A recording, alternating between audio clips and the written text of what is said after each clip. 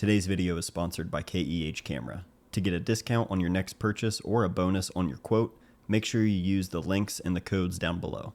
Welcome back everybody, thank you for joining me. Today we're going to be answering some questions on the M11 Monochrom. As I continue to use this camera more and more, I want to share as much information as I can. So today I'm going to be answering your questions on setting the camera up, all of the custom functions, exposing for this sensor, editing the files, just continuing the conversation. So I appreciate all the questions you sent in. Let's go ahead and talk about exposing for this sensor specifically. I've been asked about the different metering methods on the camera, and I typically stick with highlight weighted metering. This essentially puts the priority on the highlights, the brightest part of your scene. This is meant to help preserve those highlights and preserve the information there. It's much easier to lose highlight detail from overexposure than it is to lose shadow detail from underexposure. This is especially true with the M11 Monochrom, and I had heard from people with the M10 Monochrom and even the older monochrome cameras as well that you have to be sort of careful with your highlights because they're easy to blow out, and once they're gone, they're completely gone. So a lot of people recommended leaning towards underexposure, which is really how I've always treated digital files in general, knowing that the digital files are much easier to lose the highlight detail. I've kind of always shot this way. Then I was watching the M11 Monochrom live stream from Red Dot Forum, which is a great video. Check that one out if you want a lot of information about this camera. I've mentioned Red Dot Forum before. They're just an incredible resource for all things Leica. But David shared how he's been using exposure compensation in conjunction with highlight weighted metering to underexpose by -3, -4 stops. This to me seemed wild at first, but in the video he mentioned that, all of the shadow information, it's all there, and you're obviously preserving your highlights. And I wanted to just try this out for the sake of demonstration and just kind of put it to test because that's a really severe underexposure. And I've tried it, and using the back of the camera, I basically can't see anything at all. And then sure enough, pop it into Lightroom, it's unreal how much shadow detail is still there. So I typically kind of hover around -1 EV for my exposure compensation. That to me seems plenty for most uses. However, in really, extreme scenarios, it's comforting to know that maybe I don't want to slow my shutter speed down, or, I want to use a faster shutter speed. And for whatever reason, if I need to underexpose that much, who knows why, but it's comforting to know that if I need to, all of my information is still there. So yeah, the shadow retention with this camera, especially in severely underexposed scenarios, it's pretty wild. Speaking of that, let's talk about the post-processing and the work you're going to have to do to these files to get them most likely where you want them. If you're shooting the raw DNG format with the camera, which is what I would recommend because it's going to give you the most flexibility, in order to have that much flexibility, you're going to be starting off with a very, very flat file. I've tried some of the monochrome cameras before, but I was still shocked the first time I went to import photos into my computer and seeing just how flat these files are, but that's a good thing. You're preserving all of that information there, and it gives you tons of room to make all of the adjustments you want to make. Now, I did get a question about the color channels and essentially just the lack of that adjustment in the editing process.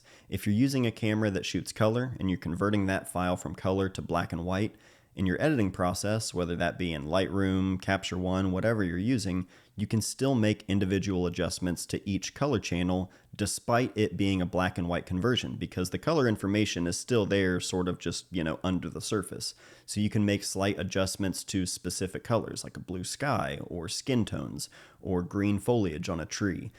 Think of it sort of like using color filters with black and white, although it's not entirely the same thing at all, but you're going to be able to make specific adjustments to different colors in post. You can go way overboard and it looks very clearly like it's been digitally manipulated, but that is something that a lot of people do use in the editing process. But I've used that tool from time to time very sparingly. It's not something I often make adjustments with, so the lack of that doesn't really bother me or affect my editing process. But if you're a photographer that relies heavily on that tool and adjusting those colors in post for your black and white edits, you might want to look elsewhere because it's just not here. Another thing that's not here, thankfully, is the lockup or freezing issue that I had with my M11. That was really one of the only issues I reported on with that camera. From time to time, seemingly out of nowhere or for no real reason, the camera would lock up on me. And the only way to fix this would be to just eject the battery real quick, push it back in, and that would basically just restart the camera and you'd be good to go to keep shooting. Luckily, Leica did address this with a firmware update to help mitigate those issues, but in all of the shooting I've done so far with the M11 Monochrom, not a single lockup or freeze at all, so that's been really nice as well. Very happy about that. Of course, if anything changes there, I'll be sure to share it here in a video, and we'll keep the conversation going, and obviously with Leica as well, always giving them feedback. I would encourage anyone who has a Leica to always send in feedback, because they have a really good team there who work on firmware updates to not only, work on bugs or things like that, which could happen, they're also working on adding new features to the firmware updates to all of their cameras. So really good team over there. I'm happy to report that so far, none of that has been an issue with the M11 Monochrom. Another question I get is about the high ISO, and essentially how far am I willing to go in that ISO range to still get a usable file, something that I'm comfortable with. Because, when the camera was released, one of the main talking points, I shared it in some of my videos, ISO 200,000. It's insane to be able to go up that far. Would I actually recommend going up that far for actual practical use? No, definitely not. But how far am I willing to go in that range?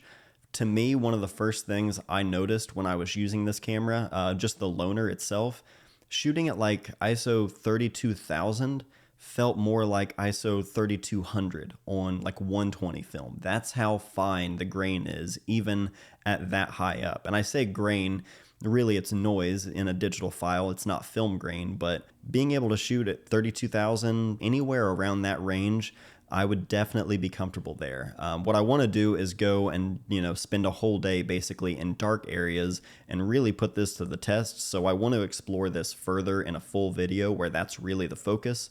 So stick around for that one. Hopefully I can work on that soon. But in the meantime, 32,000, I'm definitely comfortable there, which feels impossible, kind of feels like cheating, but I'm not trying to win any medals here, so I'll take that. And finally, let's talk about customizing the camera and setting up the function buttons for your needs. I'll share how I have mine set up for just practical use. You have 3 different function buttons on the camera. You have one on top of the camera, right next to the shutter release.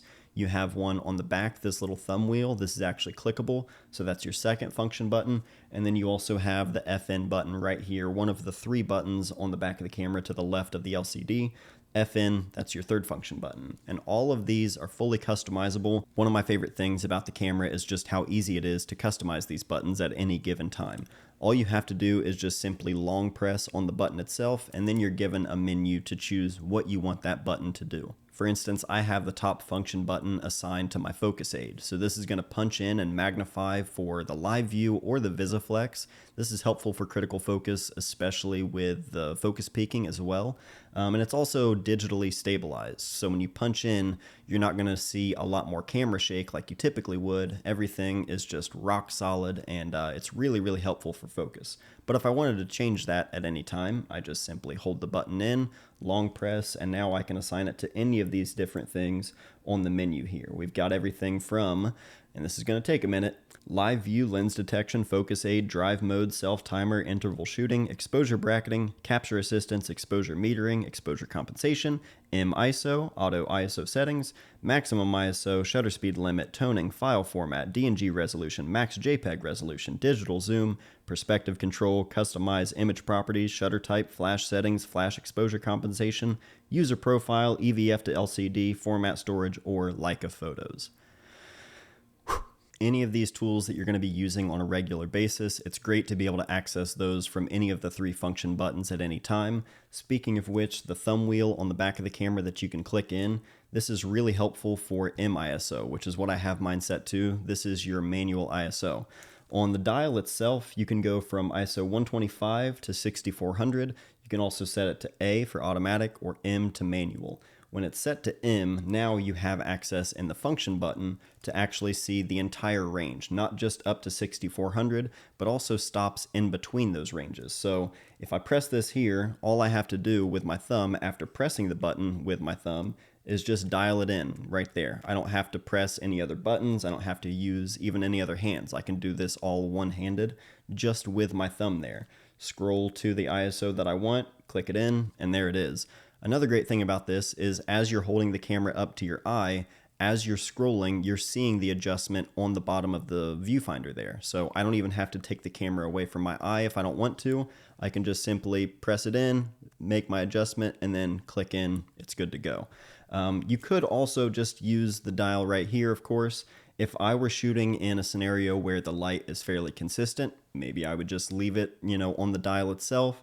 But anytime I'm in a quick kind of environment, or if I'm going in and out of bright light to low light, just having everything quickly with one hand, one finger right here on the camera, it's just a lot quicker than using the dial. I like the dial aesthetically and everything. Practical, fast use though, having this set to MISO is just perfect for me. And finally, on the back of the camera, the third function button right here, I believe right out of the box, this is already assigned to live view, which is what I have mine at as well. If I want to use the EVF or the LCD, you just press that button there and it turns it on. I typically leave mine off most of the time because I'm usually using the rangefinder, and leaving it off is also going to save you some battery. Now, on the older digital M cameras before the M11, you would actually hear the shutter opening every time you switch back and forth between live view, and you turn it off and you would hear the shutter close. Back then they had the shutter blades. There were a couple of shutter blades in the camera that would be gray, and then one right in the middle that would be white. Your light meter in the camera would actually read the light coming through the lens and bouncing off of those shutter blades. With the M11 generation, anytime you turn the camera on, that shutter is always on. So you're not going to hear that change at all. You're going to hear the shutter close after you turn the camera off, and then once you turn it back on, there it is. So that's one thing to keep in mind. It's a good reminder that anytime you're going to be changing lenses, if you just take this off while the camera is on, your sensor is fully exposed. So if you're going to be changing lenses, turn the camera off first and protect that sensor from dust.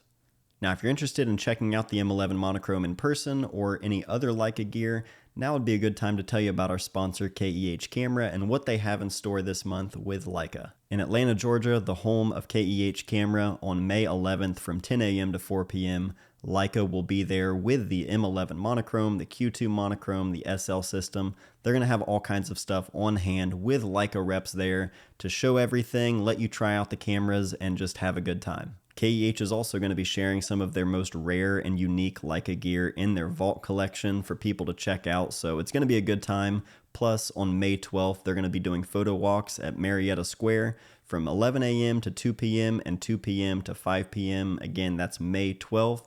If I could be there for these events, I definitely would. It sounds like an amazing time. So if you're in the Atlanta area, definitely make time for this. Meet up with other photographers, have a good time, and tell KEH I said hello while you're there. They've been a sponsor here on the channel for a few years, but they've been in business for over 40 years for buying, selling, and trading used photography gear. So if you're interested in any of that, I'll have links as well as codes to save you some money down below.